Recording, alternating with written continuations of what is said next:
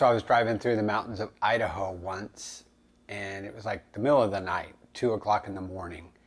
And all of a sudden, out of the dark, this bear cub comes running at me directly toward the car. And I didn't even have time to swerve, didn't have time to do anything. Thump, thump, thump, thump, thump. I had run over the bear cub. And when I tell that story, inevitably people ask me, did you stop? No, I did not stop. Because when you run over a bear cub, there's a mama bear somewhere around, not far off. And I did not want to come in contact with a mama bear who had just lost her cub. It reminds me of a proverb, 17:12.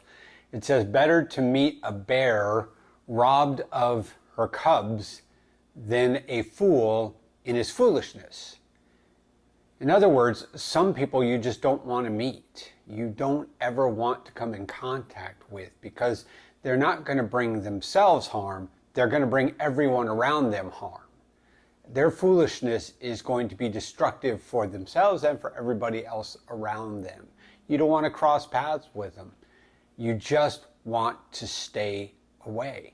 And that's what the proverb's getting at. That's what this observation of the bear is, that this bear is going to go wild when it realizes it's losing its cubs.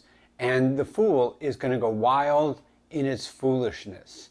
And it's going to be destructive. It's going to be bad. I often myself pray to avoid foolish people, destructive people, people that are going to be bad news.